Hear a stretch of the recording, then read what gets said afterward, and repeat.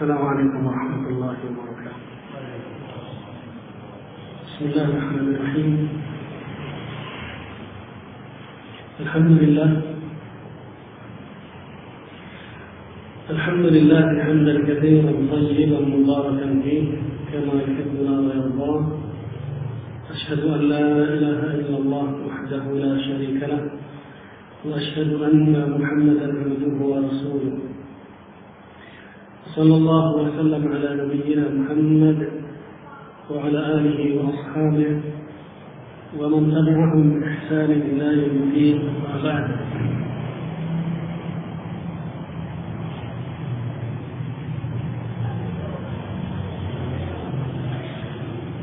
Nah, insyaallah taala kita akan melanjutkan kajian fikih dari kitab Al-Wajiz في فقه ثم الكتاب العزيز.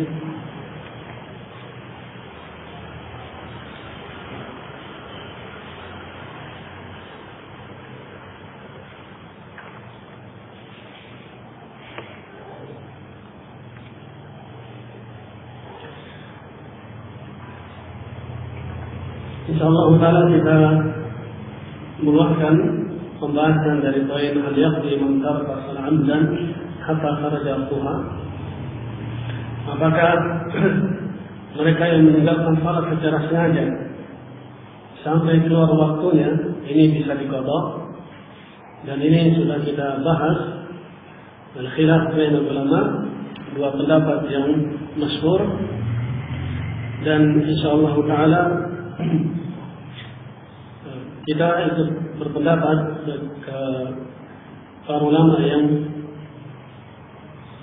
la yuqda min as-salawat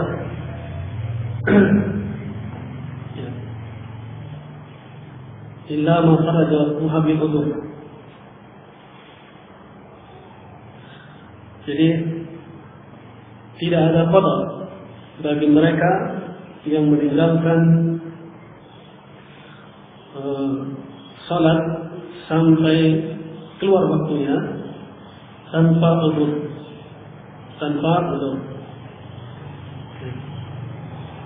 Meskipun in sallaha al-marrah ba'da waqtiha, meskipun dikatakan meskipun dia salat 1000 rakaat tapi itu di luar waktu setelah waktunya, ini tetap tidak ada nas yang menunjukkan bolehnya, tidak akan mencukupinya, kecuali hanya bertaubat kepada Allah Subhanahu wa taala dan istighfar, memperbanyak perbuatan baik dan salat tatawwu.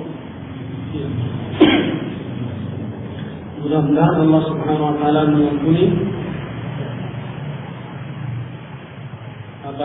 jika meninggalkan salat secara sengaja sampai keluar waktunya. Nah, kemudian permasalahan, jadi ini sudah rajin bahwa tidak diqadha, tidak ada qadha. Permasalahan kedua, hal yajibu qadha al-fa'idah 'ala al-fawr. Ini permasalahan bagi mereka yang udzur. Apakah di dalam qadha salat itu sifatnya bersegera atau boleh ditunda?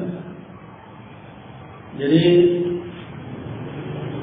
meninggalkan salat secara udzur, ada dengan udzur syar'i sampai keluar waktunya. Di sini ketika mengqadha, apakah diwajibkan segera atau boleh ditunda? Di sini juga khilaf di antara mazhab, di antara mazhab Abu Hanifah dan Imam Syafi'i rahimahullahu taala ala istihbab al-fawr wa jawaz al-tarahi wa jawaz al-tarahi. Dibolehkan karena sifatnya sunnah disegerakan, tidak wajib. Sunnahnya disegerakan dan boleh diakhirkan, boleh diakhirkan, boleh ditunda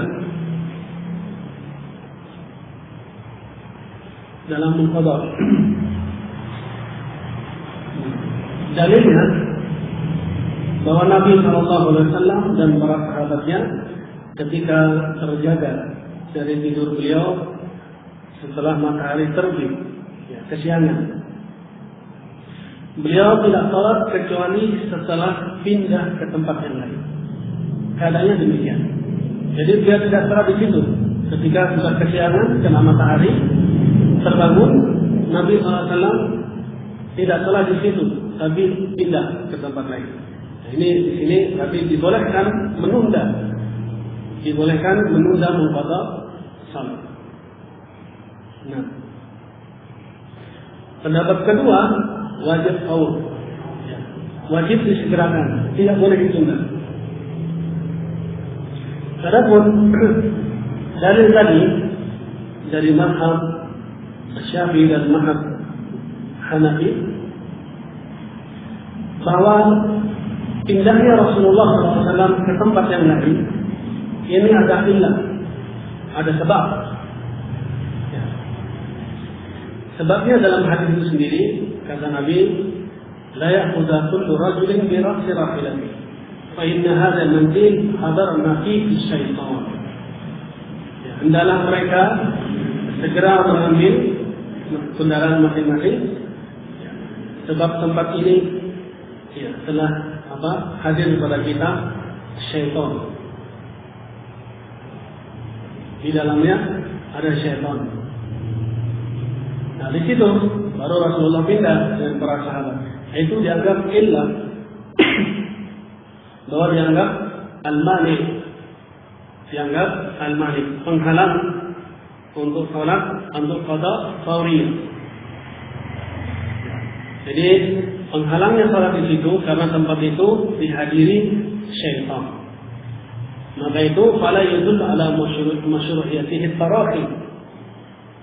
Fala yadul ala masyru'iyatihi tarahi fil qada. Maka di situ tidak ada satu pun yang menunjukkan boleh ditundanya mengqada salat.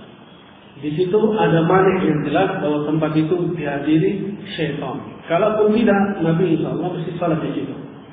Begitu. Berarti seandainya seseorang bangun setelah matahari terbit sudah bangun kesiangan untuk subuhnya, maka la yajuz lahu an yu'awwida an-nawm. Tidak boleh mengulangi tidur walau sekejap. Kalau dia mengulangi tidur, berarti dia sengaja menunda salat, bahkan mengerjakan salat bukan pada waktunya. Sebab tertidurnya pulang sampai matahari terbit itu uzur dari Allah Subhanahu wa taala, kita maklum. Dan Allah membangunkan sudah jam 7 misalnya. Berarti itulah waktu kita. Kalau kita tidur lagi, berarti kita sengaja sholat keluar waktunya. Ya.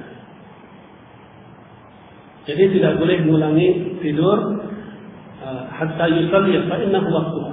Sebab itulah waktu yang Allah alam. Jadi insyaallah taala tetap qada itu sifatnya fawri, tidak tarafi, yaitu bersegera. Kemudian permasalahan ketiga, at-tartib fil qada al-qada. Apakah dianjurkan urut di dalam qada salat yang terlupakan? Ya. Secara asal, jika kita terluputkan beberapa kali salat, maka secara asal itu dibolehkan, diharuskan tertib sebagaimana perintah asalnya. Seperti kejadian pada perang Khandaq, ma'ruf di situ para sahabat dan termasuk Rasulullah SAW tercegah untuk melakukan salat zuhur, asar, maghrib, dan maghrib baru bisa mengerjakan itu di malam hari beserta isya. Maka di sini fada'a Rasulullah SAW Bilal fa'aqama zuhur. Nabi menyuruh Bilal supaya iqamah untuk zuhur, kemudian salat fa'ahsana salataha kama kana yusalli fi waqtiha. Tetap membaguskan salatnya, tidak terburu-buru seperti biasa, seperti dia salat pada waktunya. Tidak ada terburu-buru dan jadi bersegera tadi itu faur sifatnya adi, faur yang sifatnya biasa, tidak menyepelekan, artinya biasa, tidak terburu-buru seperti pada waktunya. Jangan terburu-buru. Kemudian setelah itu fa'aqama, dia iqamat untuk salat asar, kemudian memperbagus salatnya seperti tadi, kemudian iqamah untuk salat maghrib, baru salat isya. Nah, di sini memang kejadian itu qabla yanzila Allah Azza wa Jalla fi salatil khauf. Belum disyariatkan salat khauf. Kalau salat khauf disyariatkan bisa salat sambil berlari, sambil di kendaraan. Fa in kuntum farijalan wa rukban. Jika kalian dalam keadaan khauf, maka boleh salat sambil berjalan, berlari atau di atas kendaraan. Saat itu belum disyariatkan salat khauf.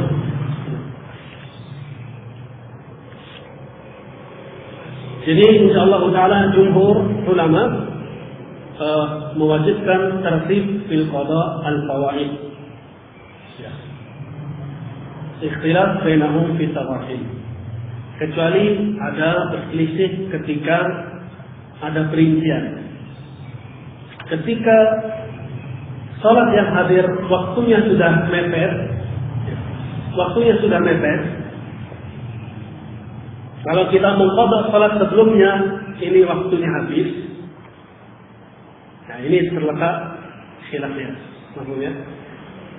Maksudnya salat asar misalnya, kita luput salat zuhur, termasuk salat asar luput juga sampai menjelang ghurub. Nah, kalau kita salat asar dahulu, asarnya kalau kita salat zuhur dulu, asarnya habis karena mepet sekali. Nah, di sini letak khilafnya. Al-Imam Syafi'i rahimahullah, yang mana yang didahulukan? Ini secara akal adalah mendahulukan tartib. Tapi sebagian ulama mengatakan dahulukan yang adyaq, yang lebih sempit waktunya pada sholat yang dia berhak atas waktu itu. Berarti didahulukan salah satu. Asar dahulu. Ya. Satunya berpendapat wajib mendahulukan yang sempit. Imam Syafi'i mengatakan yustahab wala yajib. Jadi istilah di situ.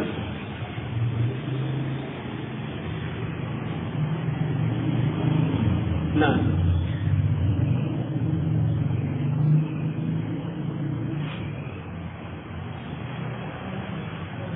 insyaallah taala kita ikut berpendapat dari itu bahwa waktu yang hadir ini adalah haknya sholat tersebut. Haknya sholat tersebut. Nah, jadi harus didahulukan asar. Sebab kita kembalikan tadi tartib itu kan manazil. Masih ada khilaf antara wajib dan sunnah.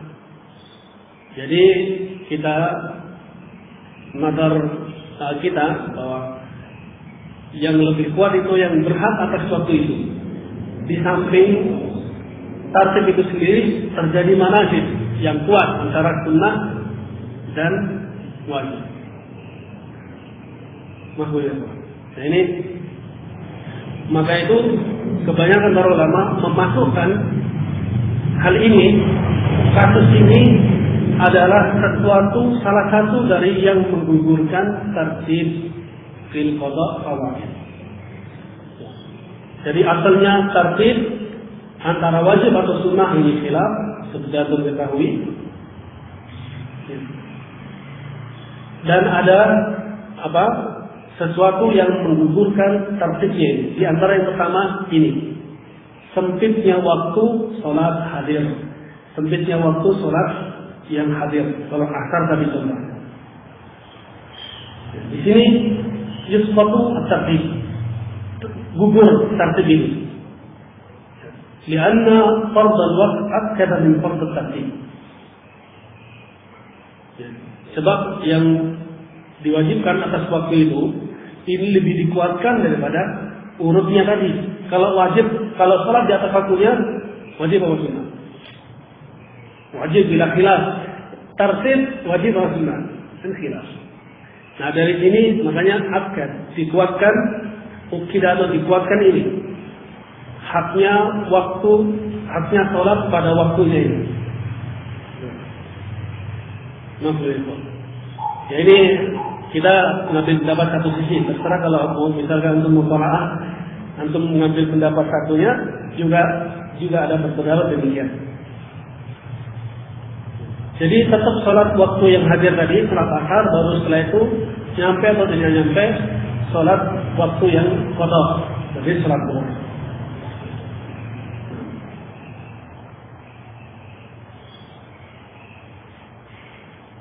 Nah ini pendapatnya banyak dari Ibnu Musayyib, Hasan al-Basri, Imam al-Auza'i, Imam Sufyan ats-Tsauri, Ishaq, kemudian Asy-Syafi'i rahimahullah yang mengatakan memang tidak wajib tartib itu secara asal, meskipun terjadi khilaf. Adapun pendapat Imam Malik dan Atha al-Laits ini sedikit berbeda. Ini tetap urut, tetap tertib meskipun waktu yang hadir itu habis. Nah, jadi tetap salat zuhur. Tetap salat zuhur meskipun sudah habis asarnya, baru salat asar. Nah, ini dikhawatirkan pendapat ini mulai banyak pertanyaan. Ya, tapi kita sengaja salat asar itu di luar waktunya. Sedangkan tadi tertidur sampai menjelang zuhur, kita ini uzur saja. Ketika bangunnya itu, ya itu sudah waktunya. Itu waktu salat asar bagi kita. Kalau kita tunda lagi mengerjakan sesuatu yang memang tidak wajib di situ sampai habis waktunya, berarti kita sholat asar di luar waktunya secara sengaja. Muskilah. Kembali kepada hukum tadi, apakah bisa diqadha atau tidak? Kalau merujukkan tidak ada qadha, ya khalas. Berarti kita dosa besar. Itu ya. Adun hada aqrab ila dalil insyaallah taala. Yang kedua, yang menggugurkan tertib di dalam qada fawaid adalah luputnya salat jamaah. Arti ketika salat jamaah. Jadi manfaat zuhra, misalnya siapa yang luput salat zuhur misalkan. Kemudian dia khawatir kalau dia mengqada sedangkan dia ikut salat jamaah asar di situ. Ikut jamaah asar. Kalau dia mengqada berarti kehilangan jamaah asar. Nah, maka dari itu ini adalah yang kedua di antara yang menggugurkan tartib bersama salat jamaah asar. Jadi dia tetap salat jamaah asar, nanti setelah selesai baru dia salat zuhur setelahnya. Ini riwayat Imam Ahmad bin Hanbal dan ini yang dipilih oleh Syekhul Islam Ibnu Taimiyah rahimahullah. Jadi antum waktu salat zuhur sampai ke masjid, ternyata jamaah sudah salat asar. Nah di sini apakah anak salat zuhur dulu atau ikut jamaah permasalahannya? Yang benar insyaallah, ada yang dikuatkan insyaallah, bukan yang benar sebab ini khilaf. Yang paling rajih insyaallah salat asar bersama jamaah. Karena kalau ganti nanti tidak nutut, maka didahulukan salat asar. Ya. Baru setelah selesai, kalau dia masbuk, dia selesaikan asarnya baru salat zuhur. Adapun kalau misalkan dia masuk, imam baru takbiratul ihram, kalaupun dia masuk di situ takbiratul ihram tapi dia salat zuhur. Dia niat salat zuhur, imamnya salat asar. Seperti ini dibolehkan. Ya, bersama nanti ada pembahasan khusus tentang ini. Jadi makmumnya salat zuhur, imamnya salat asar. Ini perbedaannya dalam salat ini insyaallah dibolehkan. Ya, namun ya kembali tadi khilaf ini harus ada satu yang dirujukkan. Ya, tidak boleh kita memilih dua-duanya. Sebab kalau seperti itu mesti bingung. Ini orang yang bingung. Khilaf itu mesti salah satu benar. Mesti salah satu benar. Dan mungkin dua-duanya benar. Maka itu insya Allah kita pilih yang kita salat asar dahulu.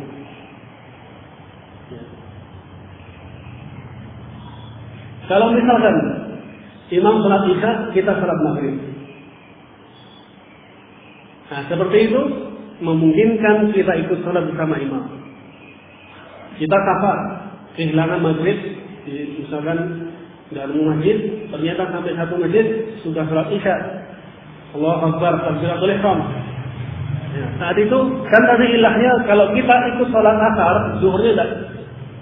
Ya, apa namanya? Kalau kita salat zuhur, asar tidak ada, ketinggalan jamaah gitu. Nah, sekarang kasusnya kan lain. Kita salat maghrib, kita habis maghrib, kehabisan salat maghrib, lalu jamaah salat isya. Kalau kita masuk di situ, ikhtilaf niat mal imam, memungkinkan kita masih ikut salat bersama imam. Ya, imam salat rakaat keempat kita tahiyat. Assalamualaikum warahmatullahi wabarakatuh. Baru kita berdiri, Allahu Akbar, ikut salat isya bersama imam masbuk. Nah, jika keadaan seperti itu, ana memilih yang itu. Sebab ilahnya tadi apa? Ilahnya tadi terjawab itu. Artinya di situ tadi ilahnya kan tidak nutut kan? Sekarang masih nutut jangan bersama imam. Gitu. Wallahu a'lam. Maksudnya. Nah, yang ketiga, gugurnya tartib ini adalah luputnya sesuatu yang tidak mungkin diganti jika dia sendiri. Ya. Gugurnya apa namanya? Gugurnya salat yang terluputkan. Gugurnya tartib salat yang terluputkan. Gugurnya tartib salat yang terluputkan itu bagi yang tidak mungkin menggantinya jika dia sendiri. Apa itu contohnya? Tidak mungkin menggantinya kalau dia sendirian.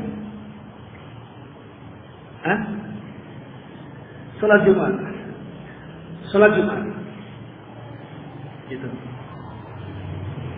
Maka harus didahulukan Jumat.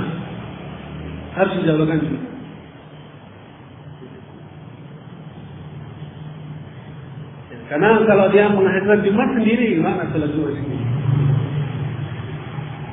Yang keempat, nisyan, jelas lupa. Ya.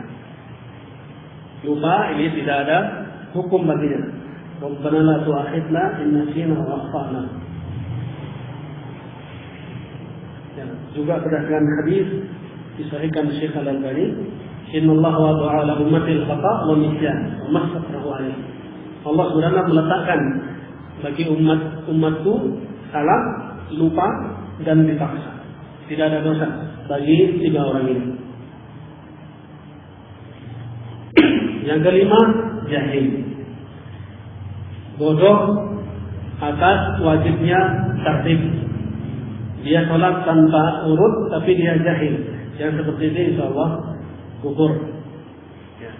Ini gugur wajib tartibnya. Ini pendapat Imam Ahmad dan dipilih oleh Syekhul Islam Ibnu Taimiyah rahimahullah.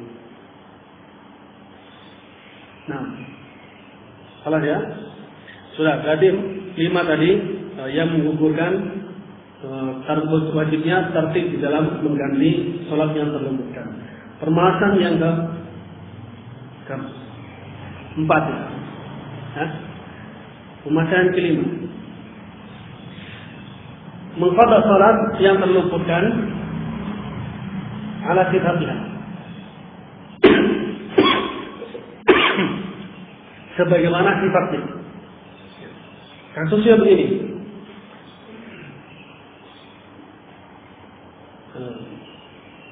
Antum sholat luput sholat asar, baru ingatnya di waktu malam. Sholat asar itu sirriyah, maklum ya, sirriyah. Tapi ingatnya di waktu malam. Atau mungkin gini, isya. Terluputkan sholat isya, ingatnya di waktu siang. Apakah menggantinya jahriyah di suara dikeraskan atau ikut waktunya. Siang waktu sirriyah, malam waktu jahriyah. Ini juga terjadi khilaf. Ada juga yang berpendapat bahwa salat sesuai dengan waktunya, waktu qadanya. Kalau dia qada di waktu sirriyah, maka dia harus sirriyah. Namun insyaallah taala masalah ini kita ikut berpendapat qada salat al-faita ala sifatiha, bukan munasib li waqtiha waqti al-qada, tapi sifatnya salat itu sendiri. Berarti kalau kita salat isya jahriyah kemudian lupa, misalkan kelupaan keingat kecuali di siang hari, maka kita mengqadanya jahar. Kalau orang bertanya itu salat apa? Salat isya. Qada. Salat subuh juga begitu. Kadang iskalnya begitu. Ya, kalau di pondok atau di mana ada ikhwan yang tidurnya menyendiri, ternyata tidak bangun salat subuh. Ya. Kok udah dibangunin, langsung di mana tidurnya gitu kan? Itu di maktabah sendirian gitu. Lalu dia sholat harus jahriyah gitu. Kamu sholat apa? Kok siang-siang jahar gitu? Ternyata sholat subuh. Sahwata syaitan, walabana syaitan.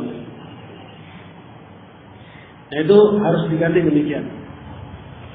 Berarti secara asal, berarti demikian pula ketika masbuk, ya, salat subuh, masbuk salat subuh. Antum masuk di rakaat kedua. Setelah itu salam, kan antum menyelesaikan satu rakaat. Ini jahar atau sir? Kebanyakan kan sirriyah semua, ya. Kebanyakan sirriyah semua. Ya alhamdulillah ada yang berpendapat seperti itu, ada. Boleh dikeraskan, boleh sirriyah, sebab itu sunnah katanya.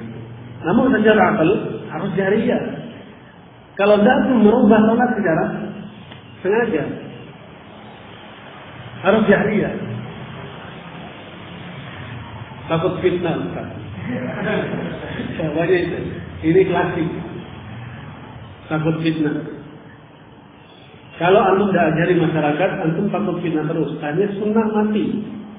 Kapan waktunya kita menebarkan sunnah?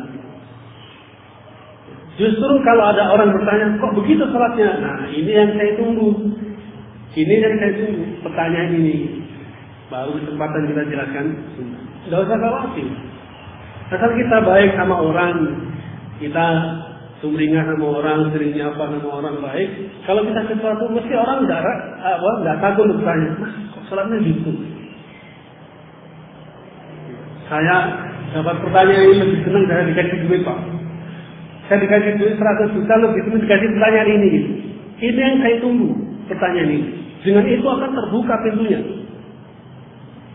Senang sekali tunggu pertanyaan. Harusnya kita tunggu. Tapi jangan lupa senjatanya kita baik sama orang.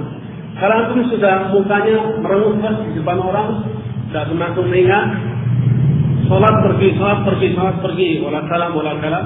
Nah ini itu muskilan itu. Kalau antum berbuat aneh, dasar gitu, mesti memang begitu, orang sudah aneh dari dulunya gitu. Jangan. Ghoriba itu bukan seperti itu maksudnya. Gitu. Artinya kita bagaimana memancing mereka untuk bertanya. Itu secara psikologi yang kita tahu. Artinya kita baik sama orang, sampai orang itu tidak canggung mau bertanya pada kita hal yang paling aneh sekalipun. Sampai tidak canggung, itu sudah menang itu. Satu langkah mau bisa memasukkan dakwah itu. Mereka tidak canggung untuk bertanya. Karena panjenengan sudah membuka diri, gimana caranya? Bisa, antum lebih tahu tentang kondisi di sini. Jangan menutup diri. Muskilah. Ya. Nggak masuk dakwah di sini. Itu ya.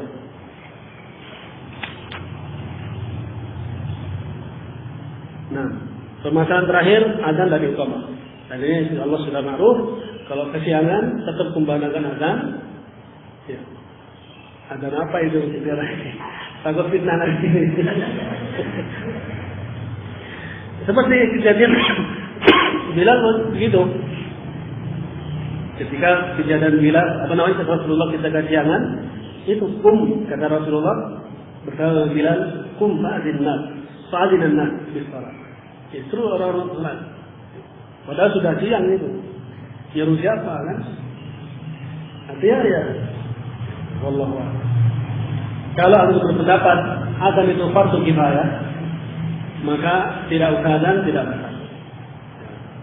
Karena adzan itu sendiri hukumnya fardu kifayah. Kalau sudah ditegakkan bagi yang lain, ada satu daerah ada yang adzan, maka insya Allah seluruhnya gugur kewajibannya. Tapi kalau tidak ada yang adzan sama sekali, antum harus adzan. Kalau di desa itu cuma komunitas antum misalkan, dan saya itu kesiangan sama antum, maka harus adzan. Harus. Di satu kampung Ahlus Sunnah misalkan nggak ada lagi masjid kecuali masjid antum, kalau semua kesiangan itu harus adzan. Harus adzan. Sebab fardu kifayah. Nah, sudah selesai permasalahan qada al-fawaid. Berikutnya ini permasalahan baru, bab baru. Kayaknya selesai. Maghribnya sebelum setengah 6. Baik, insyaallah kita coba dulu. Allahu a'lam bishawab. Subhanallah wa bihamdihi, asyhadu an la ilaha illallah.